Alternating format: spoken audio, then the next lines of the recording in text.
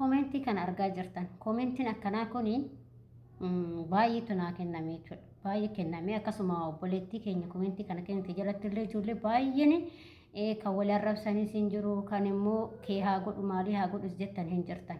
Ani dhugaa dubbachuu fi viidiyoon kaleessa galgala hojjedhe irratti kunillee kan kenname jechuudha. Baay'ee kenname wanta akkanaa kun kan wal fakkaatu baay'ee kenname. Tokkuma garuu tokkuman keessaa fuudhe malee jechuudha. Kana jalatti iyyuu komentii baay'eetu jira jechuudha. Komentii gara 50 oli jiru miciyyoo kana jala jechuudha. Maaliif anis dhaamsa obboleettii koo kanaaf qaba akkasuma immoo obboleewwan akka kanaatti barreessaniif dhaamsa xiqqoon qaba dhaggeeffadhaa si fayyada malee isin hin miidhuu jechuudha. Gorsa isiniif ta'a jechuudha. Obboleettii koo ishee mana madaamii jirtu kan akka kootii jechuudha. Hanga fedhillee ilmi namaa daba sitti yaadu hanga fedhillee yoo waan fedhe sitti yaade ati garuu ati waan san hin yaadin obboleettii koo. Ati amma isheedhaan du'a yaadda.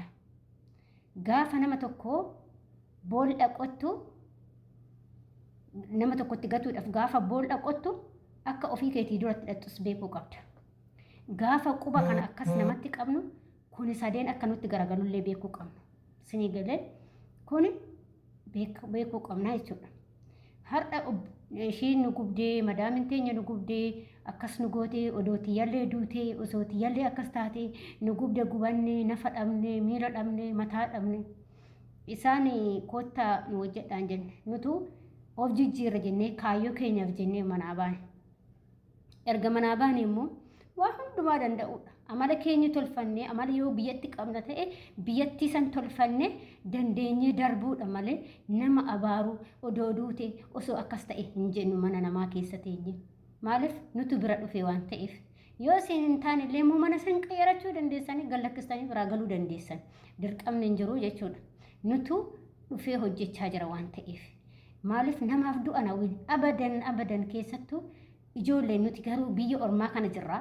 Keessattuu ijoolleen biyya ormaa jirru qimamocheen biyya ormaa jirru kun kan mana madaamii jirru kun du'a namaa nawin obboleettii koo.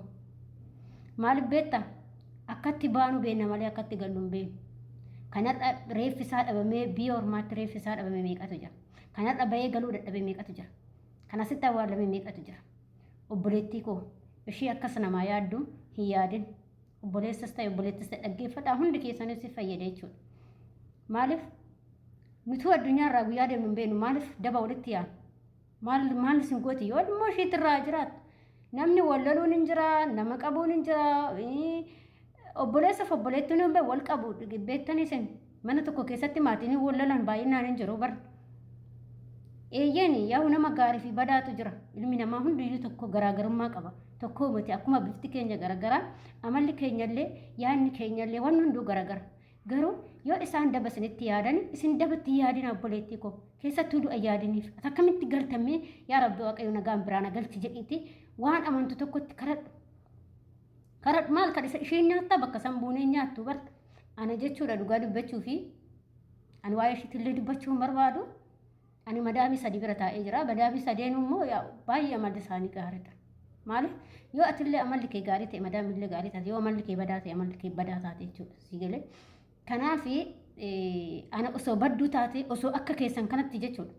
Ana na gubdee daa'ima ishee duuduu ilmoo xiqqoo tana gattee biraa deemte duudaa tana gattee biraa deemurraa na gubdee irra jiraachuu ishee dhaawee ana gubdee halkanii guyyaa siqaayin agarsiistee jiraachuu ishee. Maaliif ani mana kanan jiraadhu? Ani boruun kuroo biraa deemu ishee ilmoo ishee irratti hafaa jechuudha. Kanaaf obboleewwan koo adaraa keessan du'a namaaf hin hawwinaa. Namni du'a namaa hawwu ofiif dura deema waan ta'eef namaa hawwiin abadan namni si hawwu malee namaa du'a hawwi. Isheen amma bakkeen si gubdee mati kan ishee gubdu wayii yookiin immoo kaddaama yookiin sarraatanyaa gubattu wayii itti qaba waan ta'eef ati yaa rabbi jettee waaqa keetitti kennachuu yaa waaqayyo kee jettee bakka yaa rabbi sumatti beeka jettee akkasitti tsalootii gee godhachuu waaqa kee kadhachuu amantaa qabduun kadhachuudha malee. Yaa rabbi shajjes yaa rabbi shakkas god yoo ati dura duute akkam taatu obboleettii koo yoo ati ofii keetii dura duute mee akkam taata yoo ofii keetii dura dhaqxan maal taatan adaraa keessan obboloota koo namaaf du'a naawwina namaaf waan gaarii hawwi waan inni badaas yoo weeti gaarummaadhaan deebisii Kanaaf hedduu takka na gaddisiise gaafa ijoolleen akkas jettan hedduu takka na gaddisiise.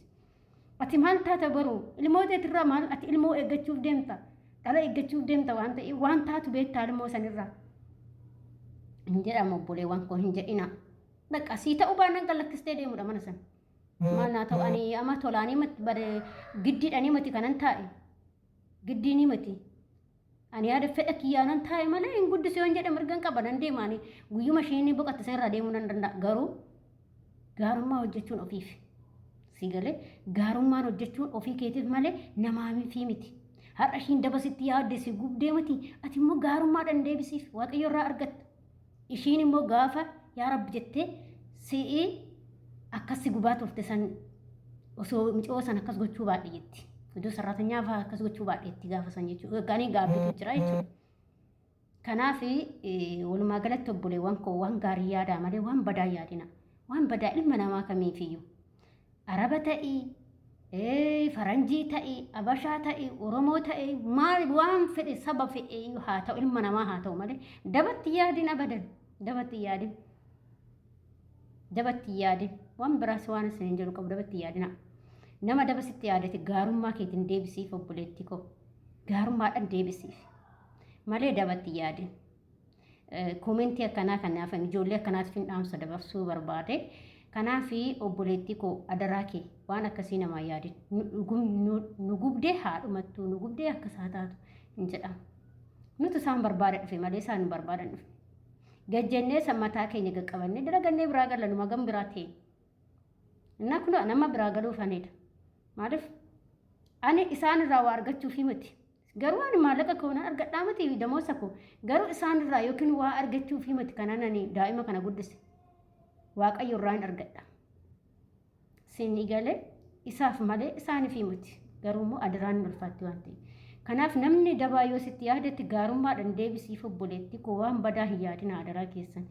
Adaraa sin jedhaamsi keessa kanaadha. Keessattuu ijoolleen biyya ormaa jiru akkatti baanu beenna malee akkatti gallu hin beeknu. Waaqayyo keessan kadhadha yaa rabbi nagaan nu galchi yaa waaqayyo nagaan nu galchidhaati amantaa qabdan kadhadhaa bakka. Amantaa qabdan qofa kadhadhaa. Nagaan galuun waa guddaadha ijoollee. Akka feete nu gootu nagaan galuun guddaadha bir.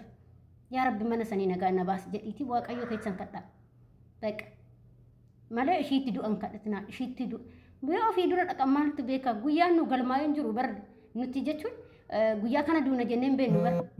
Guyyaa waaqayyo nu galmeessatu beeka malee nuti beekuu hin dandeenyu. Har'a amma soo sinin taasa'u kana deemuu nan danda'a bar. Maaliif isa inni guyyaa kee dhume biddeen kee dhume yoo jedhe jechuudha. Kanaaf guyyaa duunu hin beeknu waan ta'eef waan gaarii hojjedhaa darbaa isiniin jechuu barbaada hordoftoota kiyya sagaleellee isinitti guddisee nagaa ta'a fayyaa ta'a isiniin jaaladha isiniin kabaja baay'ee.